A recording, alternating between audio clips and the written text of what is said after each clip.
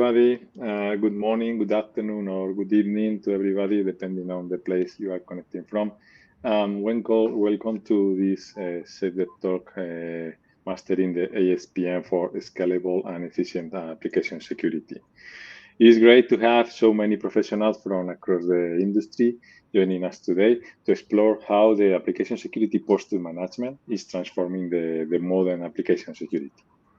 Today, everything goes very quickly, and the security teams face a lot of different challenges, raising a lot of vulnerabilities, being attack vectors, and relevant increase in the complexity of the cloud-native applications. The traditional security tools operate in silos in the different parts of the application and generate overwhelmed alerts without clear prioritization.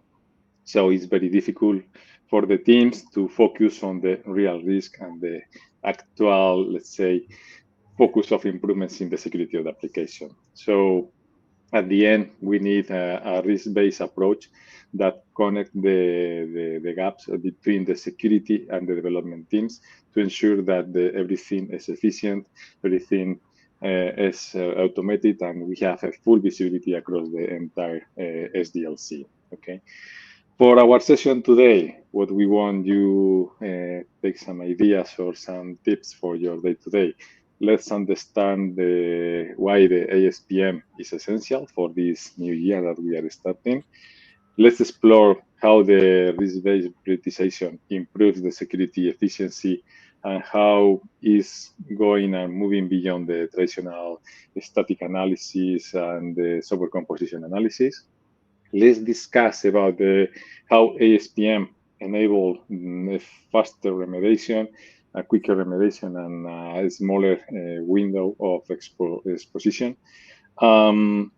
Let's take also a look ahead to have some tips or ideas or views about the future of the ASPM.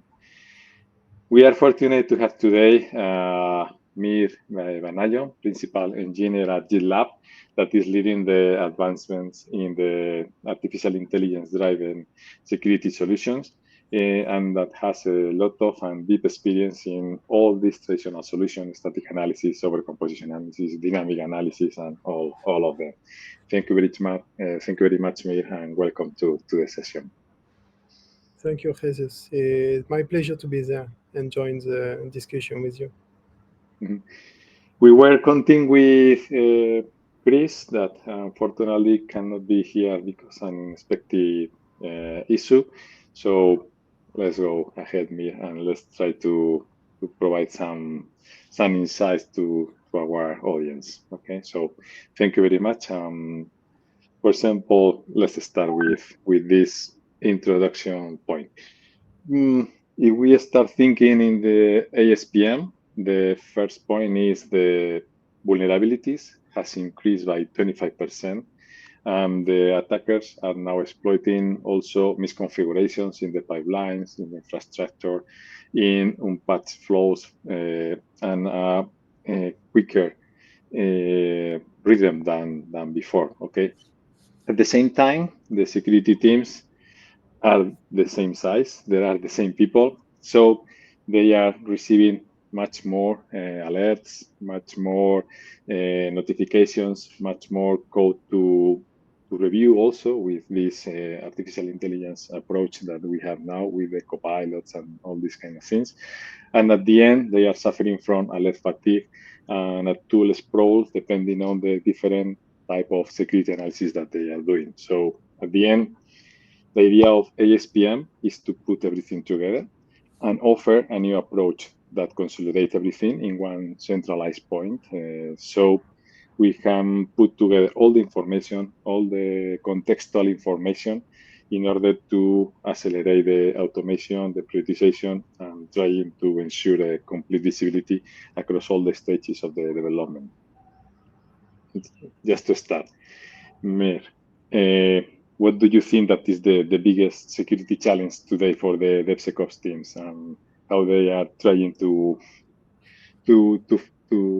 answer them? Yeah, sure. So As you clearly described, I think that the major challenge that we have today is actually the multiplication of the tools. We have so many scanners, so many security tools deployed at a different level of the SDLC, and coming with each tool, we have a lot of findings. And so the challenge now is actually to manage all those findings coming from multiple places. We have so many of them that developers and also security teams are just overwhelmed with the noise. And not only by the number of findings, I think that the quality of the finding is also playing a crucial role here. Yeah, the quality is actually something very relevant, because at the end, it's not a matter of volume of alerts, because you have the alerts that you have to receive. The important is that you don't lose time analyzing, exploring, or solving issues that actually are noise, because they are not affecting the application, or it's a false positive, this kind of thing. So I think that the quality is very important.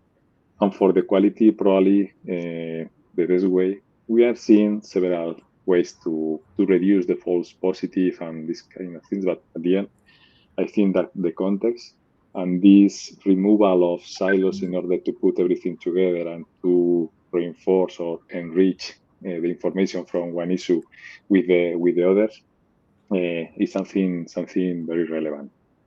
Then, do you see more or less the same, that this global view of the ASPM can support in this way, or any other way that, according to your experience, for example?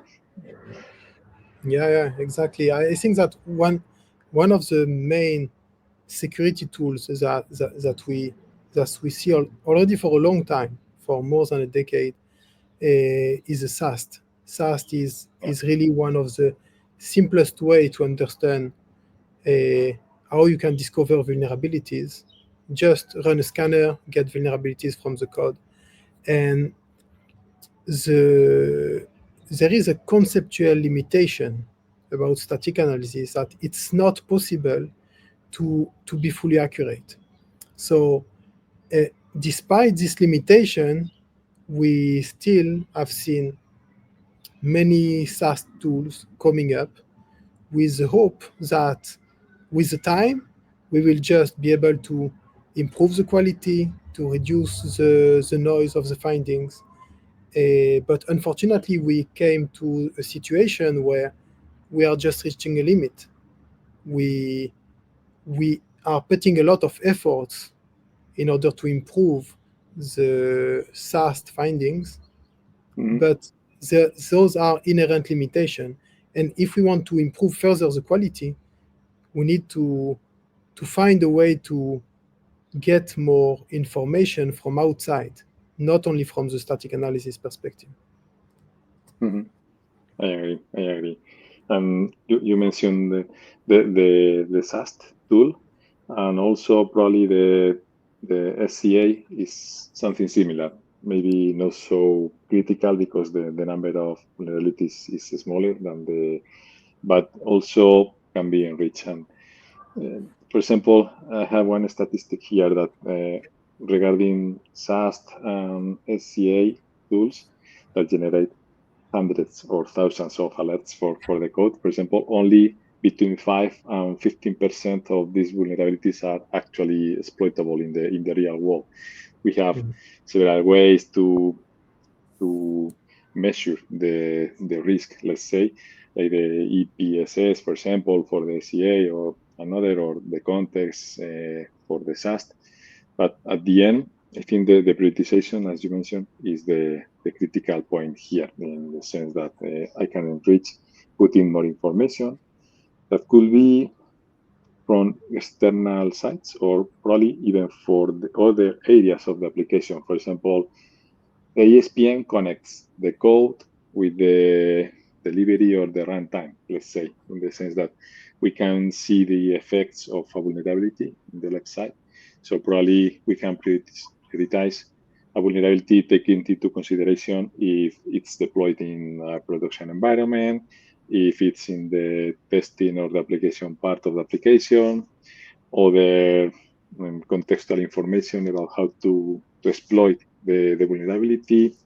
So at the end, I think that ASPM has a very important thing, that is correlation between the vulnerabilities across all the areas in order to evaluate the potential impact and to prioritize the what we have to solve first of all, right?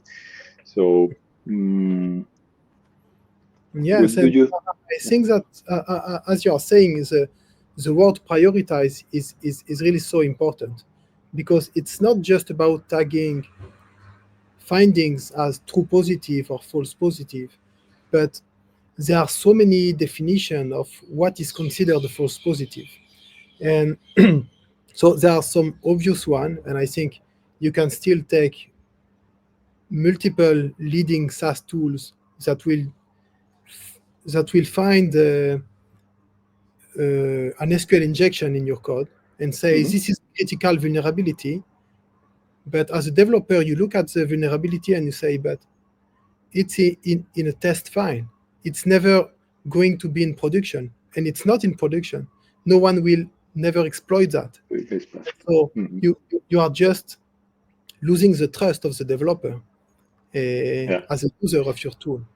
And so, but it's the inherent limit of the static analysis, because this information of whether the vulnerability is exploitable or not sometimes is not really in the code. And so the static analysis doesn't hide the relevant information.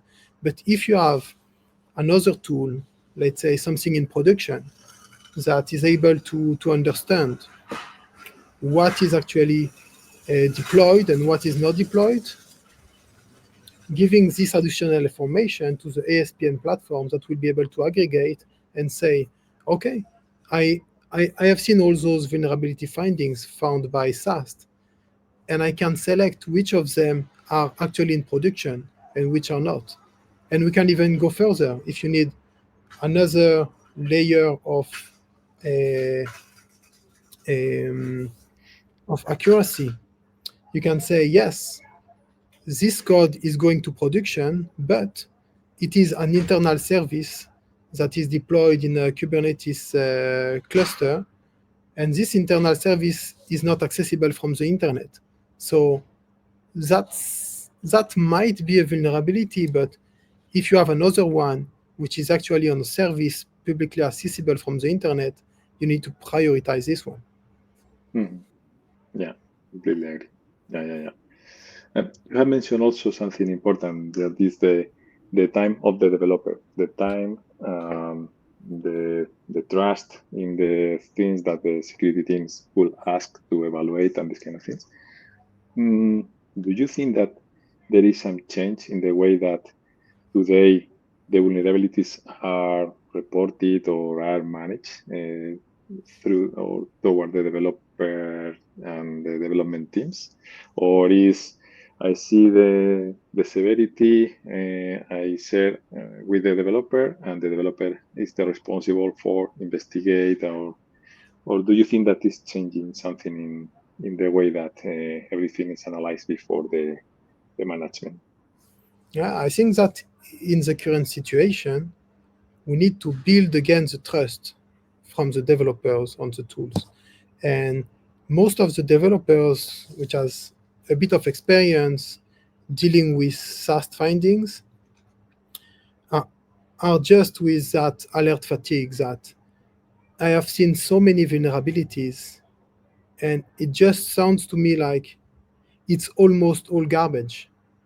So there is a tendency from the developers just to overlook the real vulnerabilities, because the developer will look at the vulnerability report with very little trust, and then they will have a tendency just to say, yes, it's just another false positive, but maybe it was a real one, and you just overlook that. But because of that fatigue, the developers are just overlooking real vulnerabilities, and I think that's a big problem, because developers really need something to improve the accuracy and to be able to focus on the most critical vulnerabilities.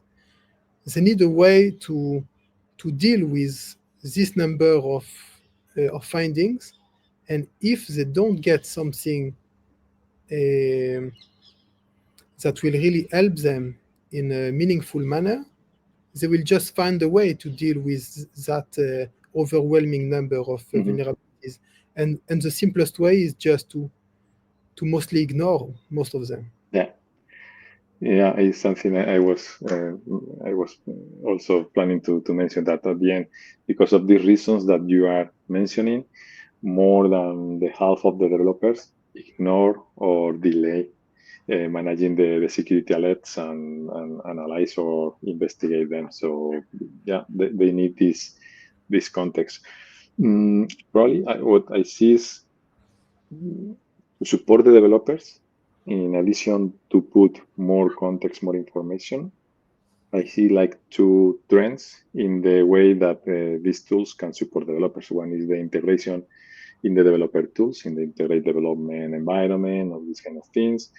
Other times there are like training tools that teach the developers about the security, how to solve impacts and these kind of things in order to prevent the introduction of these vulnerabilities because of best practices in development and these kind of things. But I think that is not enough because at the end, it requires still reading a lot of information, probably not the contextual information needed to evaluate is there. And at the end, it's a time-consuming activity.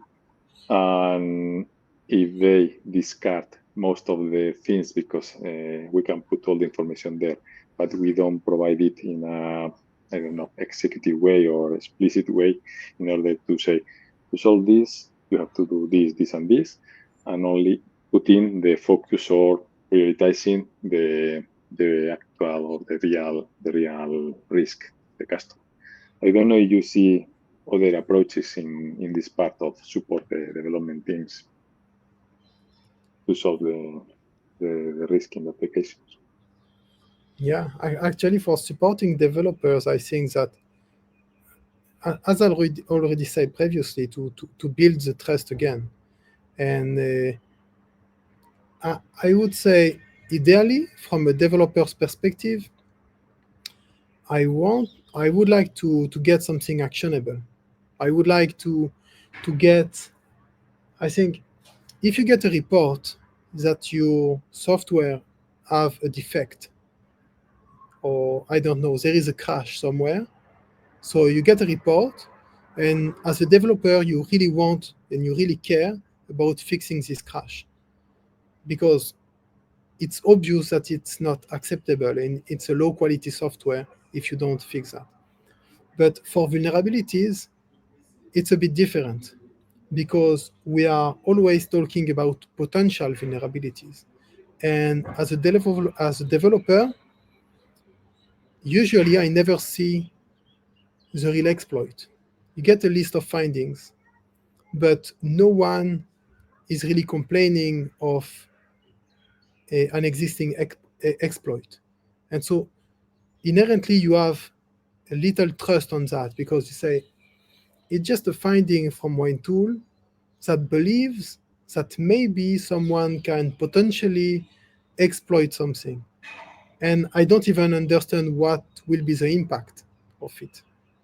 So it's very hard to care about fixing vulnerabilities.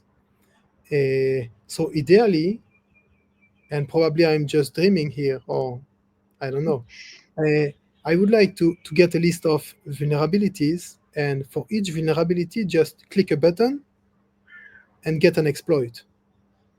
And as a developer, I see the vulnerability really exploited in real time, and I say, wow, this is really like a crash.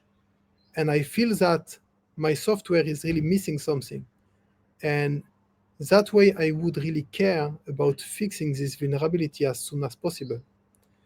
I think we are quite far from this situation. It's really hard to produce easily automated exploits for vulnerabilities.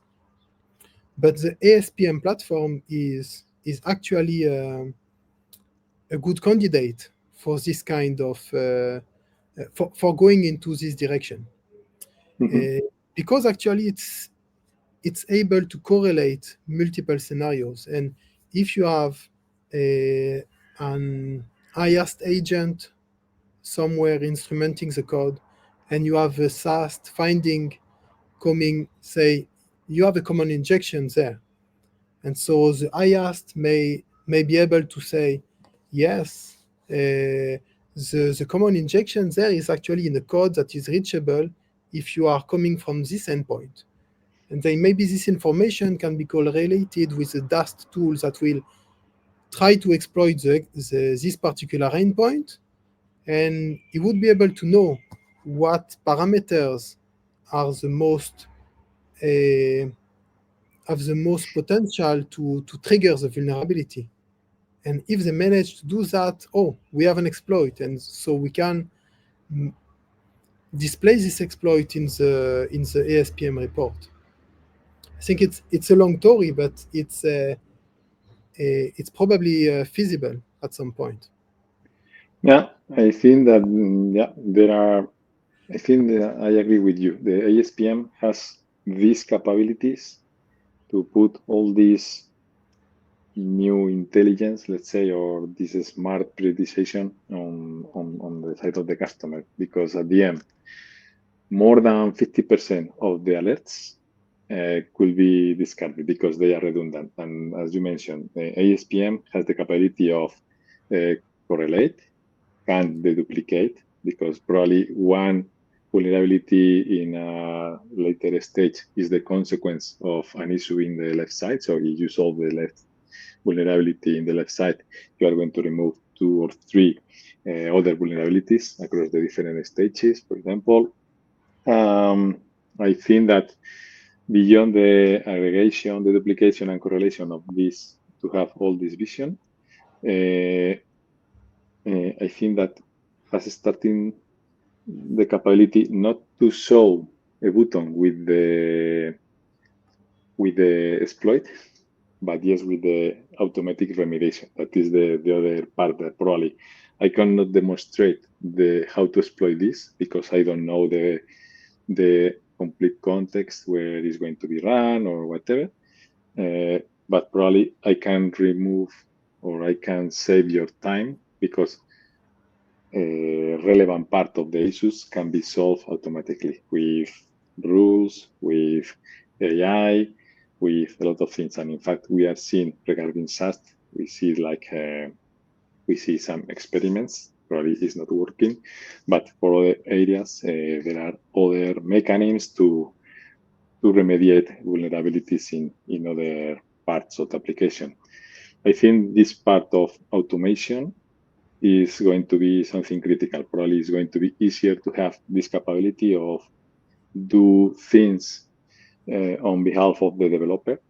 It's going to be easier than to demonstrate everything. But it's important to remove as many redundant alerts as possible.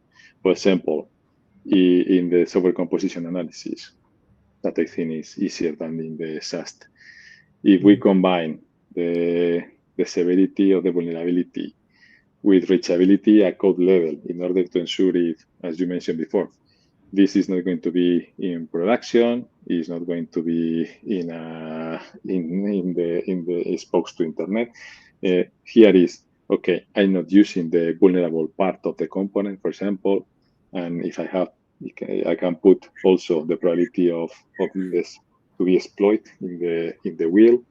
I can remove or put in a second stage more than half of all the vulnerabilities in this part. And then the remediation here is quite easy, in the sense that, okay, I can remove an unused dependency, I can update the version mapping. I can put the specific parts of the application that the developer has to change in order to avoid reach the vulnerable part and this kind of thing. I think the software composition analysis is quite advanced in this area of removing noise, solving automatically all the things, and putting some intelligence.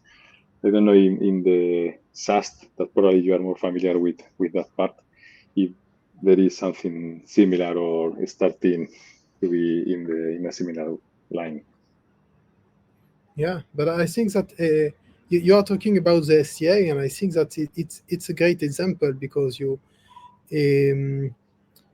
would say it looks pretty simple because SCA is not about discovering new vulnerabilities.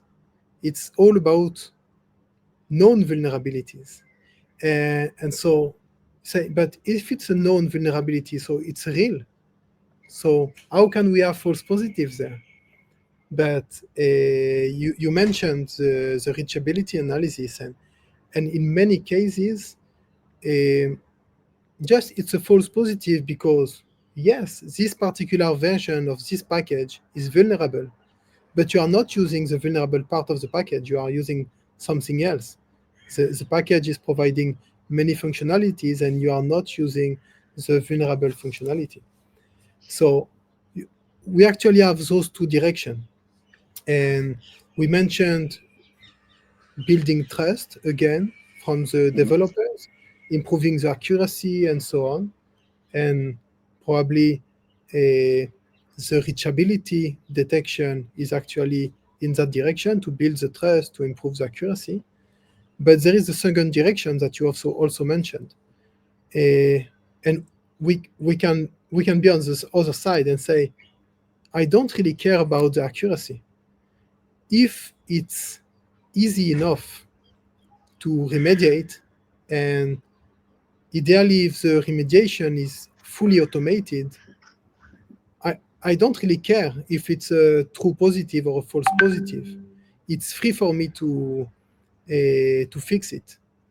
So if it's so easy, let's say I have 1,000 findings, how can I keep up with all those findings?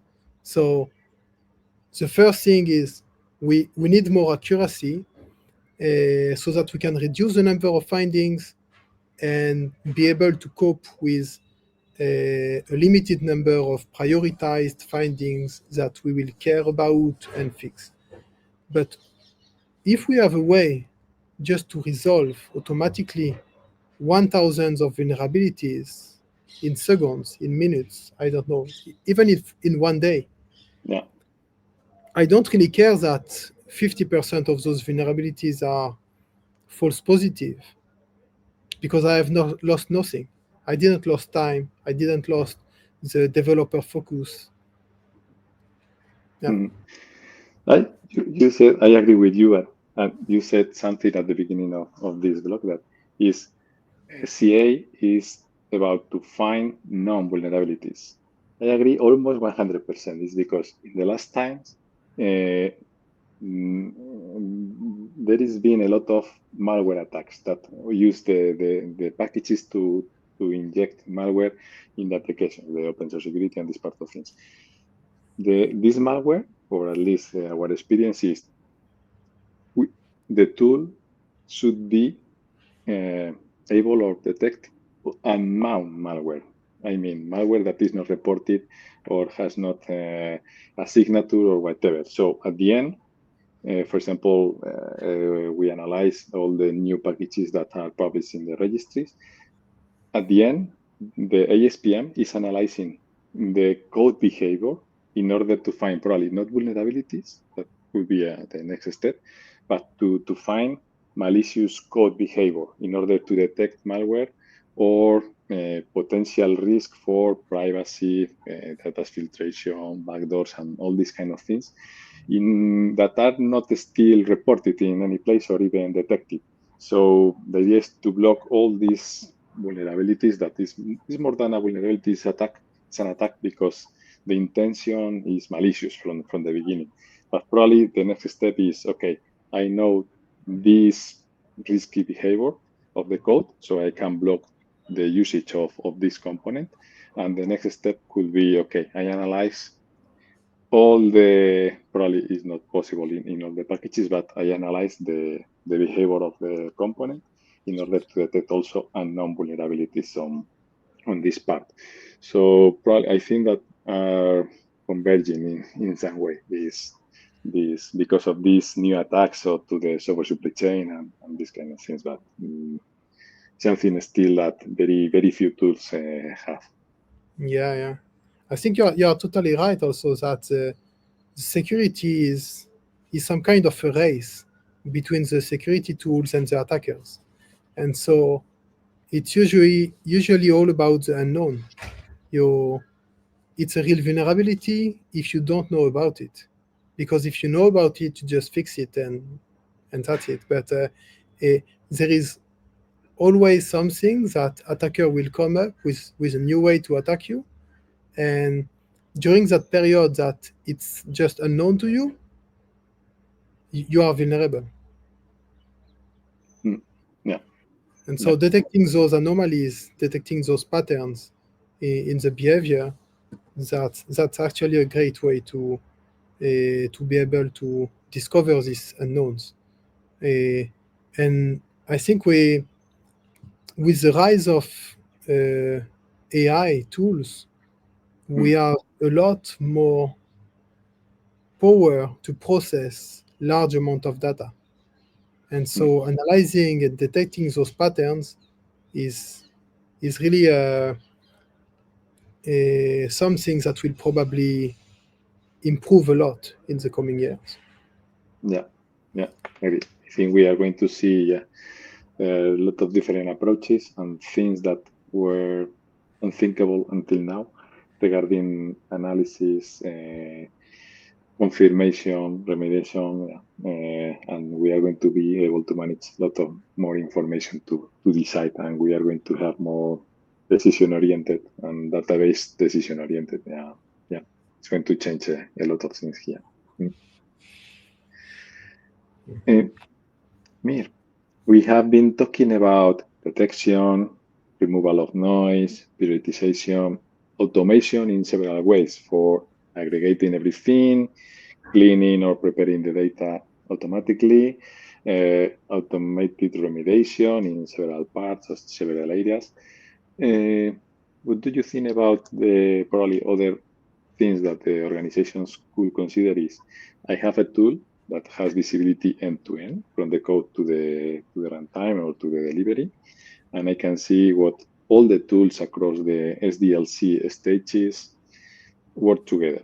And is the compliance, let's say, or the enforcement with the policies of security of the organization. Until now, it's very difficult because as we have island of tools and we have different teams managing tools, the DevSecOps manager, for example, has to be one by one, checking everything, putting the results together, and it's hard to have the global view and to do the checks to ensure it's compliant with the security policy, go no go for production. But now we have everything together, and we can have the aggregated view of all the tools, and we can put enrich security gates, let's say, with a lot of information to automate the go no go, the compliance, or even gathering the evidences to demonstrate that all the process is following the policy of the organization. Have you detected this or this need in the users of GitLab, for example, or the demand of?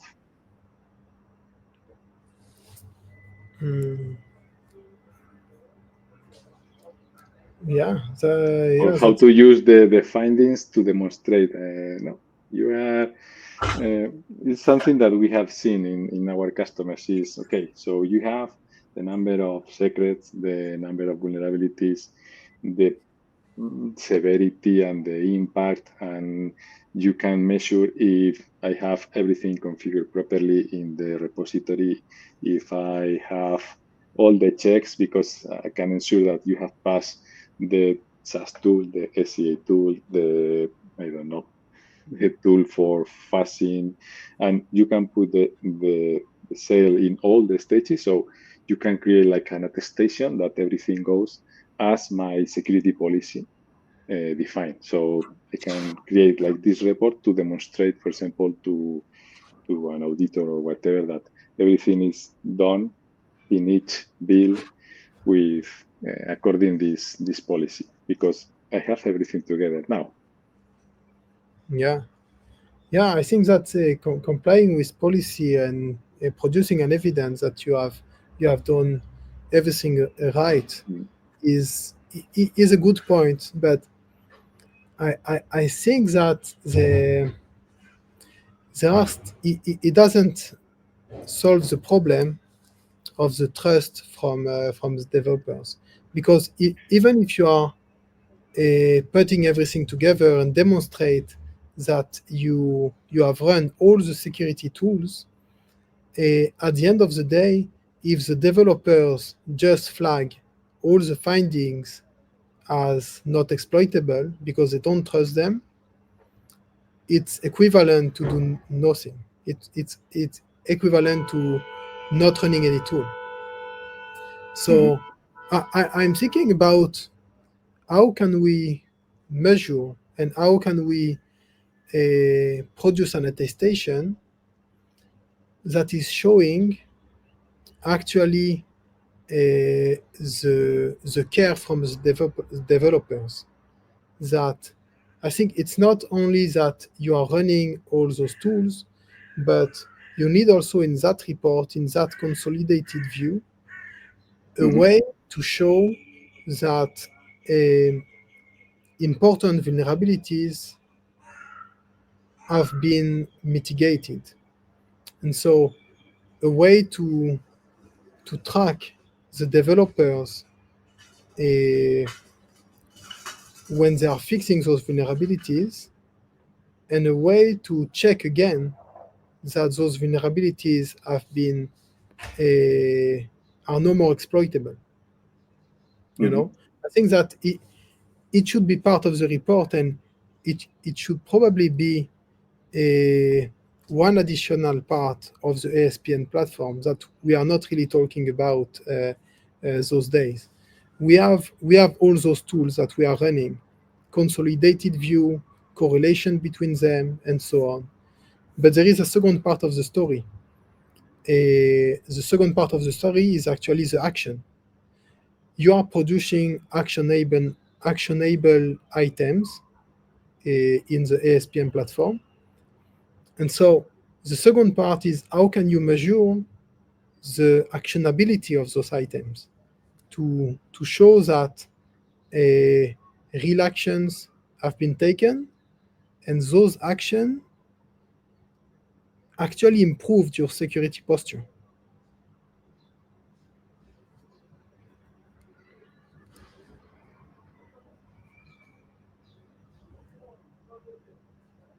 So you are muted.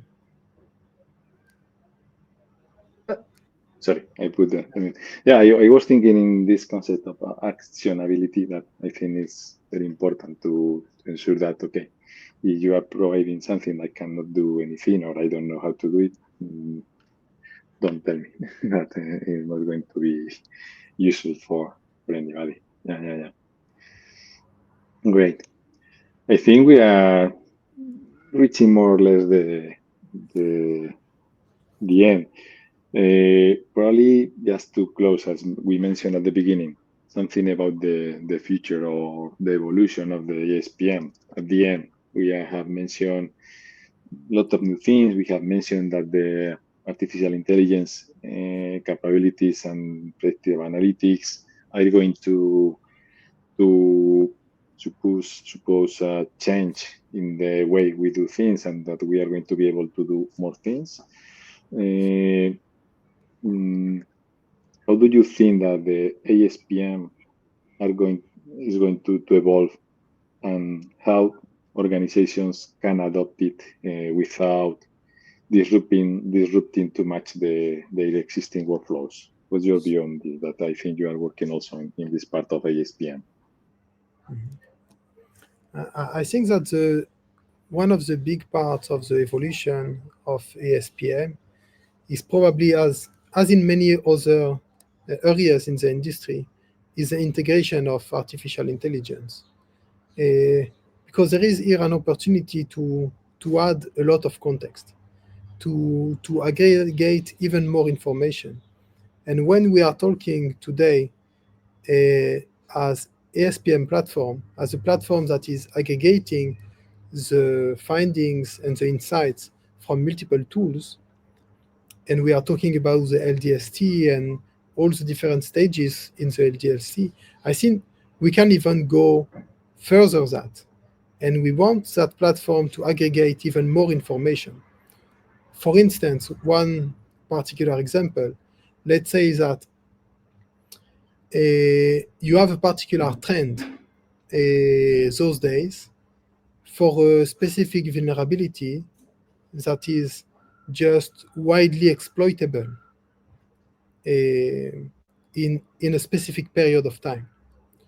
And it's not an insight that is actually in your application. It's not an insight that you have not in your source code and not in production and not everywhere in the SDLC. It's something that comes from outside, from the field, and even from other organizations. But you want to aggregate this information into your ASPM platform because this particular vulnerability that is widely exploitable, widely exploited in the field those days, you really want to fix this vulnerability first. Because even if you have many other exploitable vulnerabilities, probably attackers don't really care about those vulnerabilities those days because there is that trend. And so you really want to fix that one, even if, I don't know, if a medium vulnerability, but it has very good chance to be exploited.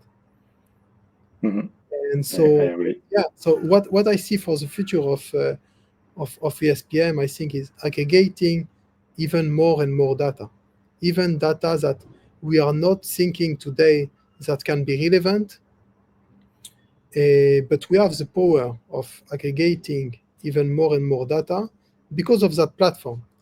Now that we have a platform that is able to aggregate data, I think that we will just see a rise of more and more and more data ingested in that platform. Yeah, I agree. At the end, the AI is going to drive everything in order to do or to facilitate these new capabilities of aggregation, the duplication, correlation, and trends in the relevance of the different vulnerabilities. And for that, algorithms needs a lot of data, tons of data. And the more detail, the more context, the more intelligent is going to be the algorithm. One that, or one, what I'm not completely sure is ASPM today, in order to keep the workflows and that the customer has, is that aggregates information from different tools.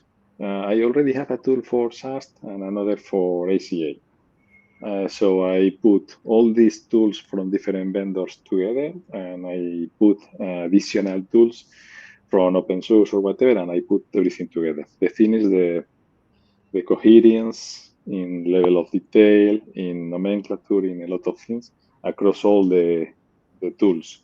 So I think everything is going to start using different tools from different providers, but I think that at the end, in order to achieve the maximum capability of the artificial intelligence and the algorithms and the ASPM capabilities, the trend is going to be to have everything from the same provider, all the scanners from the same provider, perfectly integrated in the solution with the information more or less aligned across all the stages in order to facilitate the work of the the different algorithms. I don't know if you think that the trend of having separated providers is going to keep in the time. At the end, it's a matter also of simplifying administration, simplifying third parties, providers, simplifying. It's not only about security; it's also a simplification of the operational model. Yeah, I think it's a good question. It's as any question about the future, it's hard to answer.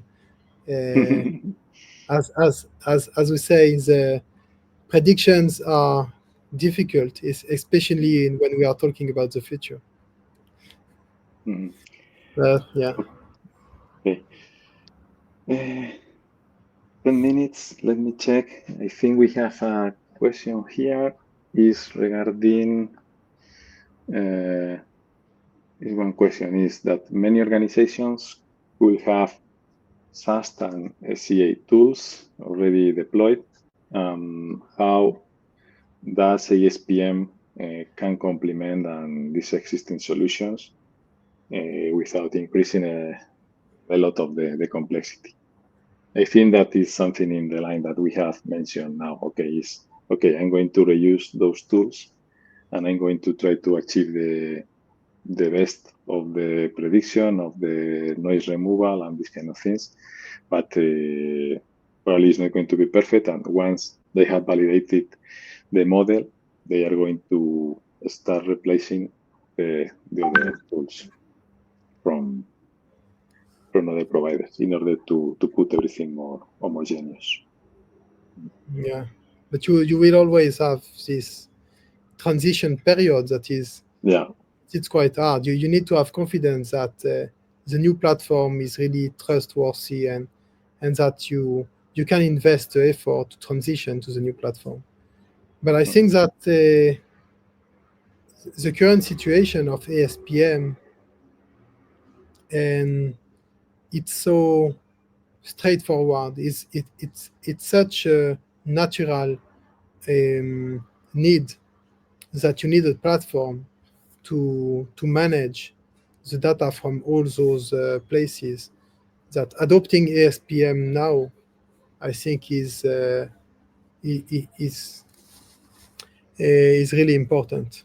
Yeah, but it has a cost, a transition and cost. I think, but one thing is, in addition to these new capabilities of noise removal, aggregation, and this, I think one important thing that we mentioned at the beginning, that is, I'm going to remove the silos. I'm going to be able to have everything in one centralized point in order to take decisions and to simplify the life of the managers and the team, because I'm going to put everything in context. So also even being manually or checking the results of the tools, I break the silos, and I can check everything together and have an aggregated view with all the tools. That is one step forward, also not related probably with the new capabilities, but at the end is the other benefit. I think that so the companies, I think, should move forward in order to start applying ASPM, putting everything together, one centralized point in order to fine-tune their operational model and these kind of things.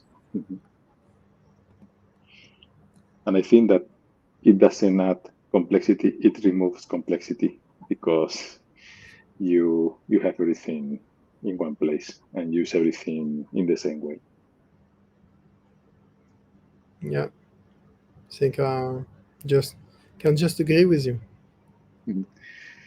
So we don't have more questions. So thank you very much, Meir. Thank you, everybody, for being here. I think, Meir, your insights today will help organizations to navigate through the challenge of this new modern application security.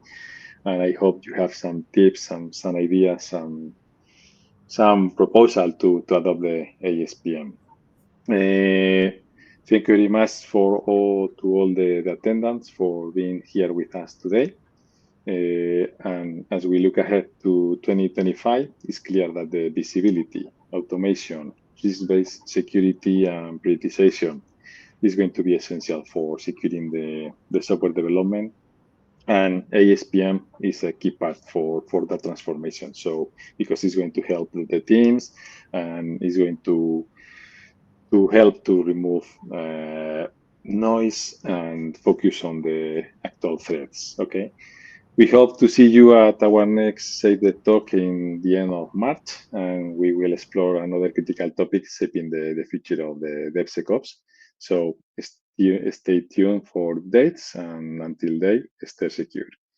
Thank you for being part of this post and these videos, and have a great day, and see you next time. Thank you very much, Meir. Thank you. See you.